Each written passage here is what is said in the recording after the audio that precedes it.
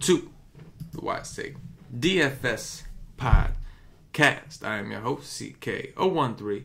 You can find me on Twitter at CK_013. And I am joined once again by one of Wise Take's finest DFS analysts, Mr. CamG333. You can find him on Twitter at CamG333. Cam, a boy, he's out there doctoring up by day, crushing DFS by night with his cheat sheets over at wisetake.com. The NFL cheat sheets were glorious. That was an awesome review article you wrote, by the way, explaining, just like reiterate how they're supposed to be interpreted, and just kind of highlighting where you went right, where you went wrong, all that kind of stuff. That was awesome, man. How you doing? Good. Just got back.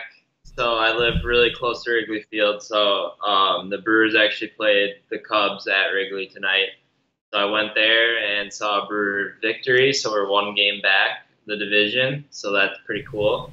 I hope they can pull it off, man. I really want to go to a playoff series at Miller Park. That would be awesome. So if they can't, at least it would be good to get in the playoffs, because I don't think we've been to the playoffs since like 2011. So pretty jacked about that. Like Hader was lights out tonight, just like striking out everyone, so that was cool. But yeah, I mean, NFL, my girlfriend had like an Ironman this weekend, so she was on some crazy shit, like triathlon, like swimming 2.4, biking like 112, and running a marathon. So on Sunday I was literally running around like cheering her on all day. So I didn't watch like any football at all, but I had like my notifications on for like the touchdowns and shit. And yeah, it went really well. There were a lot of guys that I was on that had good games. I mean, everyone was on Kamara and Connor and everything, so that wasn't much of like a pat on the back. But Kenny Stills went for 30, and he was in the gold cheat sheet, and Breeze was in the gold. And yeah, I just felt like I would do that article just to kind of explain like how to like utilize the cheat sheet, or how I would put together a lineup, like making it, just because I think it's kind of easy with those like cheat sheets to just kind of play everyone in the gold, when realistically that might not be the best or most optimal like scenario, but kind of a tangent there about just random shit, but I'm doing well. Oh man, no. I gotta say real quick, of all the things that I said, like Doctor by Day, crushing DFS by night, then I'm talking about the cheat sheets and the awesome review you did. You start off with letting everybody know I went to Wrigley Field, I rooted for my Brewers, they whooped ass. Let's go. That's how you know you are a true fan. That after all that was the first thing that came out of your mouth once you were on the air. That is awesome, man. That is awesome. That's great. But yeah, man, you're right. With the cheat sheets, a lot of times, like, obviously the players you have in gold are your favorite players at that position in each tier. Yeah. And then after that, it's just kind of like, but at the same time, if you're going to go with quarterback A from the gold column here, even though these three wide receivers might be the best spots, like, obviously you should probably try to stack that. Understand that you were looking for the stack. So maybe in that case, you wouldn't take the highlighted player in tier 2 wide receiver. You would take the next guy that's on his team, or something like that, right? Like, because for instance, this week I had Drew Brees in the gold for the high tier quarterbacks, and then I had Michael Thomas graded out second as the high tier wide receiver behind AJ Green, who was in the gold. But then, like, if you think about it, you'd want to pair Breeze with Michael Thomas instead of AJ Green. So if you're just going through and like picking all the gold guys, like, it might not be as optimal. Then kind of just got into like some other things about being able to like differentiate your lineups using it as well, and just some other things. So if you're subscribed to us, you can go read it. I'll try to do it after every week, but I just wanted to get the initial one done, so just kind of get like a base on how to use it now that the season started. Yeah, absolutely, man. I thought it was awesome. You can also find Cam's MLB cheat sheets Monday through Friday, and Cam's been doing a solid job with those all year. Anyway, now that we've done the unsubtle yet subtle plug, A's did well today, didn't they? The A's did do very well today. The A's, that was one thing the nation got right. Everybody was on the A's. I mean, a lot of the pitching stuff, it was a pretty good night overall. I know I see in a YouTube chat, we got, what's that? The A's are pretty good to the nation. They have. Year, I feel they like. have. They've been very good to the nation. They have been. Fernando Reyes has been. Matt Adams even has been. We've had a few guys that have been good to the nation. Real quick, I see one of our members, Pope Pimpin, is in a YouTube chat. So he's trying to take down his $25 single entry on DraftKings. He's still got a chance. Tell us who you got, bro. Tell us who you got. Pull it up. What's that? Navarez and Engel do up. I got both. Okay, we got. I know we had a lot of people do well today. With the A's. The A's were all over everybody's face between the articles and the cheat sheets and the stream. The A's were all over the place. But anyway, we got arrows up top everywhere. Now I'm ready to talk some baseball. We got a small slate tomorrow. And Cam, I told you before the show, we changed the format a little bit here. So I got the DraftKings screen pulled up. And I'm going to ask you a question. Normally we would go tier by tier, but there's one man in a tier by himself tomorrow. And that man is Clayton Kershaw. 11-9 on DraftKings. He will be on the road against St. Louis. Austin Gomber on the other side of that game. Are you playing Kershaw? Yeah, I don't know. 11-9 seems a little bit too expensive for me. Just going up against St. Louis at home. I think he's okay. I think he's viable. Like, if you wanted to play him, I wouldn't like say you're an idiot or anything. But I think it's a scenario where I don't really want to pay $12K for Kershaw. I just don't know necessarily if he really has like a whole a very high ceiling anymore. So I don't know. I'm just not gonna play him at that price tag. I think you could if you'd want, but St. Louis against lefties, they definitely have some power and pretty good contact numbers against lefties. So that's kind of a spot I'd want to stay away from. Yeah, man, I agree. I mean, it's not so much the 11-9. Like, we could play that for Kershaw. It's more so the Cardinals, right? Like, they're just pretty good right now. It just doesn't seem like an optimal decision to play pitchers against them. Just kind of looking at the rest of this list, like the next tier we'll get into, but it starts with guys. The next closest guy in price anyway is Erod at home against Toronto. Steven Matz at 8-3 at home against the Marlins. And then even Gomber against the lefty. Like, in cash games, do you think that you would probably go to Kershaw in that sense? Like, do you think enough people are going to do that to where it would at least be like a block? Like, if he's like, you're going to be like 70% on in cash, so probably, right? It's Clayton Kershaw. He almost always is. Yeah, I know what you're saying. Like, me personally, that's why I'm never like a cash guy, just because I can never like get myself to physically click on a player if I don't like him. You don't actually. Yes, no, I know exactly what you mean. Yeah. So like, for me personally, if I was making a cash lineup, like, I still wouldn't click on Kershaw even if like he was going to be 80% off, because I personally don't think that even if he has a 30-point game, like, I don't think that would kill him. Right. Like, so like, I mean, I get what you're saying though. Like, from like a traditional cash games perspective, like you're making a lineup, you just would click him in because he's gonna get probably 15 to 20 points automatically. Right, on a floor level, exactly. So the we'll say this: the optimal squarish cash play, the quote unquote right cash play, would probably be Clayton Kershaw. But if Cam's playing cash, he's a millennial, man. He ain't trying to follow these old school ass rules. He's not with that. He's no. If Cam's playing cash, he's going with like Dylan Bundy and Mike Leake. Let's go. No, I'm just kidding. I know it wouldn't be that bad, but no. In all seriousness, I hear you. So I'm with you. In tournaments, though, it's a no. Right? In tournaments, it's just like, no, we're gonna let somebody else. Way. All right. Erod at home against Toronto, as we said. Steven Matz at home against Miami. Gomber 8-1 at home against the Dodgers. Lefty against the Dodgers. We'll stop there. Any one of those guys have any interest in terms of picking on, playing, anything at all? Yeah. So there's two guys that you mentioned. Erod, I would definitely take a look at here against Toronto at home. A guy who's definitely presented upside in the second half of the season.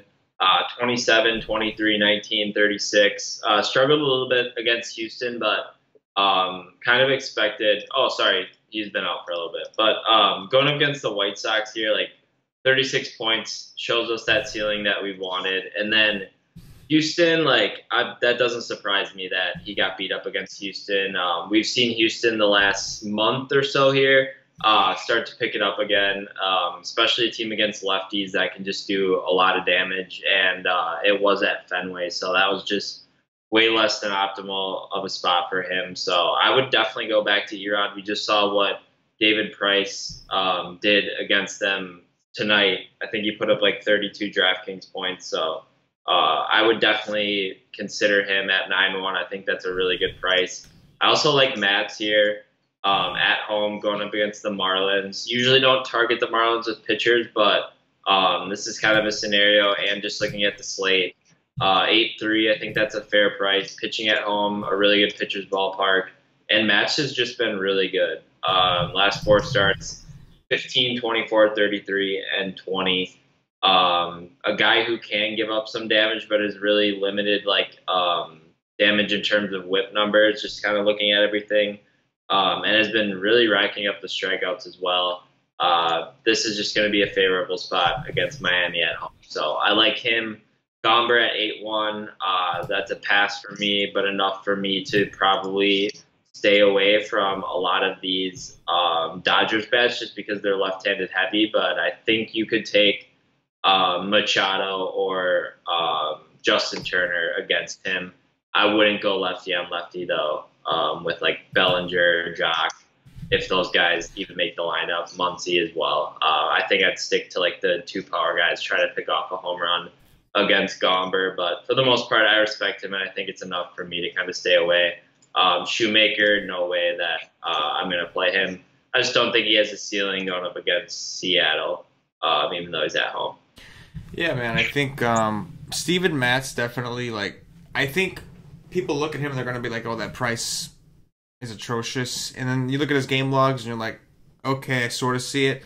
But in terms of ceiling, you got to think most people are going to be looking at guys like Erod after David Price just did what he did. And people are going to be on to the Gomber. Who do you think is going to be the most popular of the 3 of these guys? It's obviously the night before, but in your opinion. Out of Erod, Matz, and Gomber? Yeah, out of Erod, Matz, and Gomber, specifically. I would probably say Erod. I would think Erod too, because especially after what Price did tonight. Then between Matz and Gomber. I think Matz. I think it'll go Erod, Matz, and then Gomber. And if I had to rate these guys as plays, optimally, I would actually take I would probably say Steven Matz because he's got the better ballpark. Miami's been atrocious against lefties. Then I would say Erod. Then I would say Gomber. And from a game theory perspective, that makes me like Gomber a little bit more because I think most people are going to do that same thing. And not only is the Dodgers against a lefty, but those who believe in the Coors hangover, which was a big thing last year. This is I'm sorry, not the Coors hangover, but they weren't in Coors. They were in the East Coast, right? Where were they? Cincinnati, right? No, right. Yeah. I got it mixed up. I don't know why I said Coors, but anyway, you got that going for them. So had to travel in from Cincinnati to St. Louis, and then you got to face a lefty. They did hit him recently. I think they put up 4 earned runs against him. But I don't know. We've just seen no home runs. I don't know. They're just not. Talked to a lot of guys there too. I think he's fine. Gomber's a guy that kind of works off of deception more than anything, in my opinion. So I think he's okay. I just don't know if he'll be able to go against this team and really hit a number that I really want in terms of 8-1. Yeah. Especially when I can just pay $200 more for Matz against the Marlins. But like you were saying, I think he'll go virtually unowned with those guys hovering around his same salary, and it's definitely worth if you're making multiple lineups to just throw him on one because this is probably a play too that's dependent on the lineup that the Dodgers throw out. Yeah. If they throw out a lefty heavy, their kind of normal lineup, I'll definitely have more interest in him just because he should be able to handle all those lefties. Just kind of have to navigate around Turner and Machado. Yeah, definitely. But even so, I agree. If Gomber, I would need a bunch of lineups to really get. If I'm doing three main teams, I don't know if Gomber even makes one because I like Mats and Erod that much more. Yeah, but 3 teams are tough. Yeah, Mats is probably my favorite out of the 3. I would say Mats is my favorite, just from like a safety perspective and upside perspective both. Next, you got Matt Shoemaker hosting Seattle. Mike Leake on the other side of that, visiting the Angels. We got Alcantara of Miami playing against the Mets, who just put up, I think they put up like 13 runs or some shit like that right now. They got a shit ton of runs right now. I don't know. It's just kept hitting home runs. I was like, what the hell? It was just wild. And we'll stop it there. So Shoemaker through Anderson. Any of these guys like stand out you want to pick on? Maybe somebody interested in pitching? So yeah, I'm not interested in Shoemaker at all. Mike Leake's always interesting just because I don't think a lot of people ever play him, and he does kind of have those like fluky games where like he can do well. So I never really cross him off, but he's never like a top priority. And at 7.6, that just seems too expensive for me, so I won't play him tomorrow. If it was inverse and he was like 6.7, I could probably consider him, but a little too expensive for me, even though he's going up against the Angels. This Alcantara guy, so he was like a highly regarded prospect, right? Now he's starting to pitch for Miami. I think he's got good stuff and everything. Dominated Philly his last time out. Pitching in a really good pitcher's ballpark. Going up against the Mets. Maybe they caught fire here tonight, and that continues into tomorrow. But in general, I think it's a pretty favorable matchup for him. Good ballpark, 7.2, has shown upside. So now that his price has increased, it makes me back off a little bit, but I think you could go there. I think he's okay. And then Brett Anderson, I do not love that he's in Baltimore with that ballpark shift. He's used to pitching in Oakland. If this was in Oakland, I would say like 6.6, way too cheap. I would probably lock him in as my SP2, but now that it's at Baltimore, it kind of makes me take a step back. I know Baltimore is not a great team here, but just like that swing from Oakland to Camden Yards is really tough. So I don't know. I like the matchup, and I like his ability to kind of like get ground balls and limit damage. It's just scary at the same time because I could see a scenario where Baltimore could get to him. But I would keep Alcantara and Brett Anderson in the player pool and cross off Leake and Shoemaker here out of those 4. Yeah, that makes a lot of sense. Shoemaker, we don't know about the pitch count. Plus, Seattle's really hard to strike out. Leake just seems overpriced. I agree. I don't think he's terrible. He's just overpriced. Alcantara 7.2. He has looked good. This is going to be the second game of a doubleheader tomorrow, also for Alcantara. So if it's very possible that you do get somewhat of a watered down lineup from a Mets team that normally all season we haven't been worried about that, but the way they've been playing right now, they have been hitting the ball well. So you kind of do want to see a watered down lineup, but definitely think he's somebody that should be put aside. And then, Anderson, man, that's tough. He has great ground ball rates. We may have some wind blowing in from right field. Baltimore is awful against lefties, but it is a bad park. But right now, he would probably be my favorite right now of those guys because of the price. The problem is he's just not a big strikeout guy. Like, Baltimore's going to give him some strikeouts. Like, these new guys they have for the lefties are awful, but this, like you said, it's a really good hitting ballpark, and, we're going to have awesome dew points. I think like Anderson's range of outcomes, just from like pitching in Baltimore, it's just gonna make like the two ranges like really extreme. Where if he was pitching in Oakland, I would say he probably has like a floor of maybe like 8 to 10. Yeah.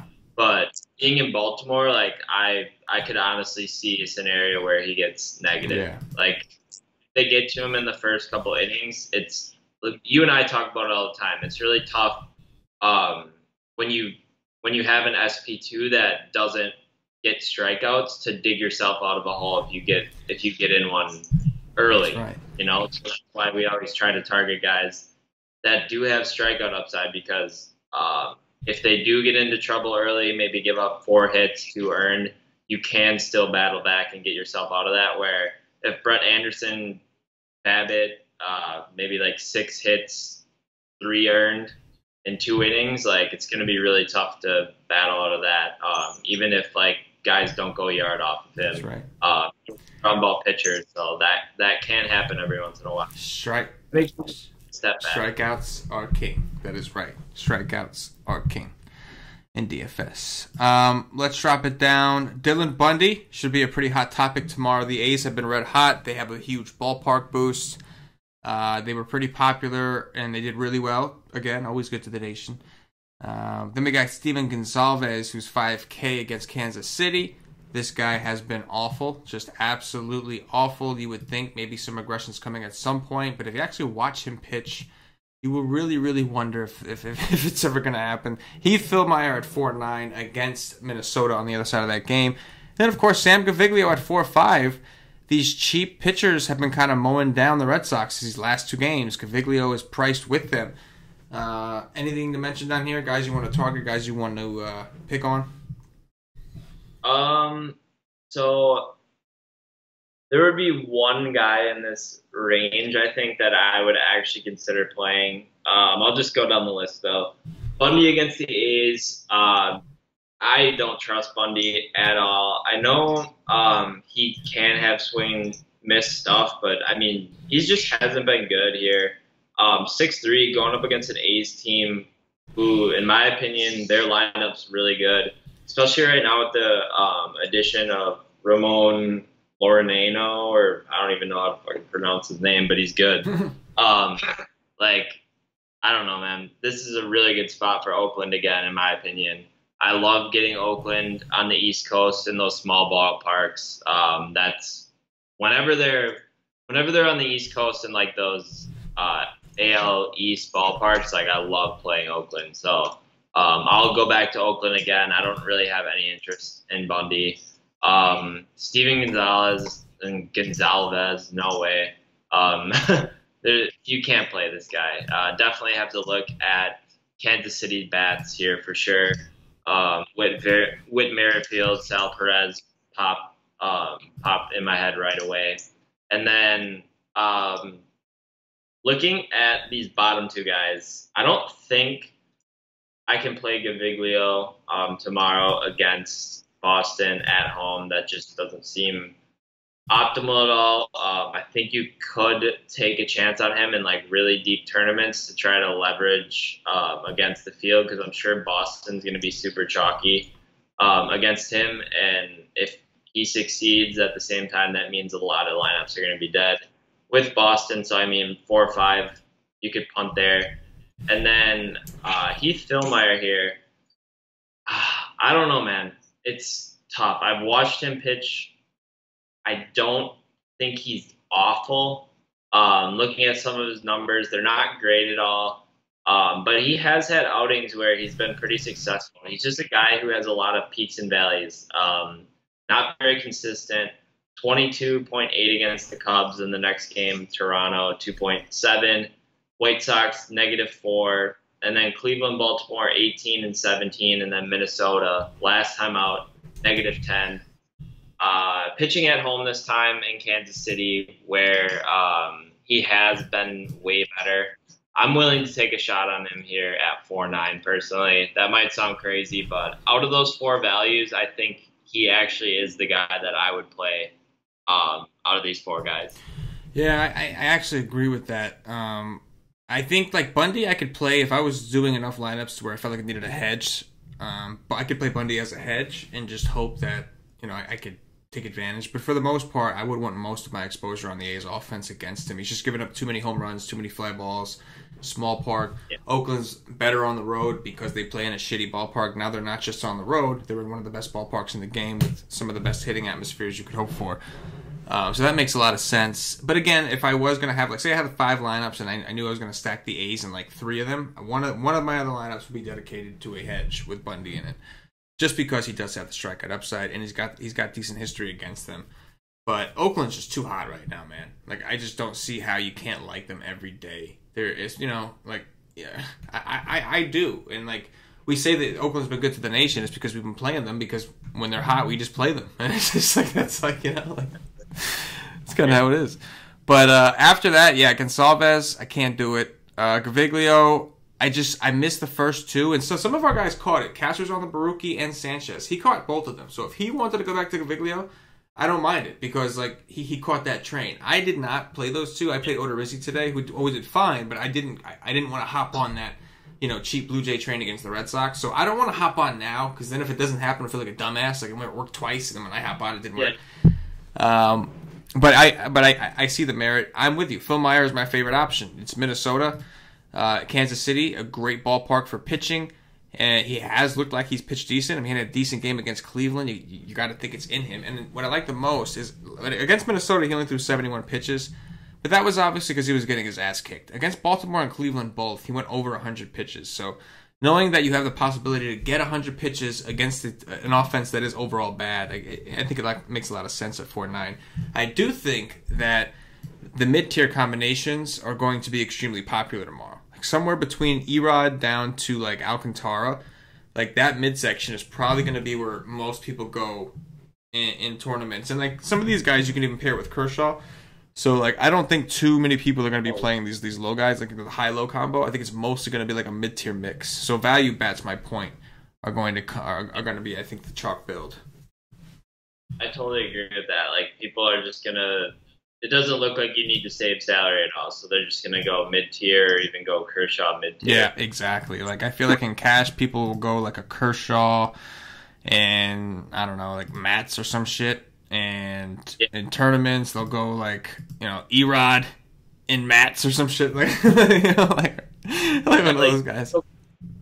You can go Kershaw Mats and then just punt at catcher and, like, still have a pretty decent salary left over. So I wouldn't be if that's like a build that's pretty popular, or something along those lines. I definitely agree. All right, it will be interesting. So we're gonna do some top threes. Before we do the top threes, gonna remind everybody, come check us out at whitesec.com if you are not already a member. You need to get on. I don't know what you're waiting for. We have all sorts of packages for MLB. Still rocking the MLB all the way through the playoffs. Of course, we've got NFL content as well. NFL is here. It is finally here. And Cam does these cheat sheets for both of them. So we got Cam's cheat sheets. We got Cash and DFS's tournament articles. We've got Paulie D writing articles. We got Y streams. Everything you might need. Come check us out. If baseball is what you're into, you're watching this show, get yourself a day pass, $2.50. You'll get all MLB content for the day. Try us out. And when you're ready to commit, do the damn thing. Get a monthly plan or higher and get into our Slack chat, where the real community lives and breathes. And all that good shit. Cam, top threes. Who are your top three pitchers tomorrow? Yeah, I like Erod, Mats, and Heath Fillmyer. Heath Fillmyer. I'm digging it. Yeah, Matt's probably my favorite, which worries me because I do think he will be pretty damn chalky. I gotta go with Erod. I'm a little worried about Erod, but I mean, just from an upside perspective, he's got so much of that upside. If you just feel like you have to have some, and I'll be damned. I really don't want to say Gomber, so I'm gonna have to say Gonsalves. I'll be damned. All right, stacks, Cam. Top three stacks. Yeah, I like Kansas City, Oakland number 1, Kansas City number 2, and I mean, those would honestly be the two teams I think. Look, we're looking at a 6-game slate, so there would probably be only these two teams that I would really consider like a full stack. Yeah. Everything else I would just pick off or maybe do like two guys from. But Oakland and Kansas City would be the two I think I could do like a 5-4 man stack with. Yeah. I think this might be the day that Boston finally does well. And the reason, especially because we mentioned how that mid-tier stack is going to be popular. So while I do think Mookie will get ownership, Benintendi, JD, Bogarts, they'll get ownership. I just don't think they'll get a ton of ownership together because I think people won't be able to afford to do that. And third time in a row, Sam Gaviglio is better at home, much better at home. We've seen him have some terrible games on the road. I can see that. And then, of course, Toronto's bullpen is awful, and I can just see like this being the spot where Boston does it. I can also see people sending me hate mail for making them play Boston for a third day in a row. I didn't tell them to play the first 2 days, but like they were chalky. A lot of people played them in the first 2 days, and like now I'm telling them do it a third time, and it's like, dude, I've had them on the cheat sheet the last 2 days as well, because they weren't like the top stack of the day or anything, but I remember reading or listening or something, hearing that like this Red Sox Blue Jays game goes over like a certain amount of runs a lot. Like usually this series is just like a shootout when these two teams face each other. So whenever like Boston is in a spot where they're probably going to go under-owned, and I mean all these bats that they have in their lineup just pack just a bunch of power, like I always have interest in them. So I've been on them the last 2 days, and I definitely think like it's a spot where I would go back to them for sure. I wouldn't shy away just because they only put up 1 run today. Yeah. Way to remind everybody. No, I'm just kidding. Hitters, the home runs. My bad. I've been forgetting this lately. Who's hitting the home run? I'm getting old, Cam. How old are you? Just turned 30, bro. In August, just turned 30. My memory, it's already happening. Yeah. I'm forgetting to do the Dong Watch like almost every day, and I do this show every day. Like that's where I'm at. But anyway, who's your first one? Matt Olson. I like it. Going back to Matty. You know what's funny? Paulie was texting me, and I played a lot of Matt Olson today. He was my favorite player on the poll. Obviously, the A's were a lot of our favorite stocks, so like he was my favorite A. And so I'm sitting there. I'm producing this other NFL show we got going on, and Paulie texts me, and he was doing football research at the time, and he texts me saying Olson is hurt. And I freaked out. I was like, "You have got to be kidding me!" I was so pissed. I was like, "You got what the?" I was like, "No, what do you mean he is hurt? I'm ruined." And then sure enough, when I was like, "How did it happen?" He look like I'm seeing that he's still in there. He was like, "No, Olson, Greg Olson got hurt." I was like, "Oh, yes." You like ruined your day for yeah, a he bit. did. He ruined my day for a good 5 minutes, and then after that, he made it. So you know, it was I thought you were gonna say like you like changed your lineup because of it, and then he like hit that 3-run home run, and you were like, "What?" Oh yeah, that would have been pissed. Absolutely. Yeah, I like I like the call though. I will go with. It's hard not to stick with Olsen. Not with Olsen, but with the. I'll go with Chapman. I mean, I prefer lefties against him. The A's don't have a ton, but I'll go with Chapman. He's been pretty hot. I'll go Whit Merrifield. Whit Merrifield, I like it. I will go with. I gotta go with the obvious. I'll go with Mookie Betts. All right, I will go. Let's go Trout off league. Oh, I like that. Okay. I like that, Cam. Now you're thinking. Let's go with some Mitch Moreland at 4-1. It's Bigs. Right with that. And that is going to do it for the Why Sake DFS podcast. If you're watching on YouTube, please click that thumbs up, that like button. Subscribe to the channel. If you're watching us on Twitch or Twitter, give us a retweet, give us a follow. If you're watching us on Facebook, like and share to support the Why Sake Nation. If you're listening to us on Podbean or iTunes, give us some 5-star reviews. All these things really help us out, allow us to keep playing that game. Nation, stay hot. All y'all out there, stay hot. The nation has been hot. Oakland A's coming through. A lot of screenshots. Popping off. Loving it. Other than that, whatever platform you're listening on, we ask is you support us so we can keep doing these shows because we enjoy doing them. Cam, anything to close before we get up out of here? Is Patio Joe on the show tomorrow? NFL show? Yes, Patio Joe and Paulie D. We'll be doing the NFL podcast tomorrow. Glad you brought that up, Cam. Yeah, we will be. It will be Patio Joe the return. When you're getting old, I just have to kind of like throw in plugs so you can play. There you go. That's what I'm talking about, Cam. That's what I'm talking about. That's why you're here, man. That's why we need some fresh blood every once in a while. You know what I mean? Some of us old heads, man. We forget things. We need some fresh blood lying around just to kind of pick up on those kind of things. So, absolutely. For KamG333, for myself, the entire Wise Take Nation, as always, good luck. Yeah.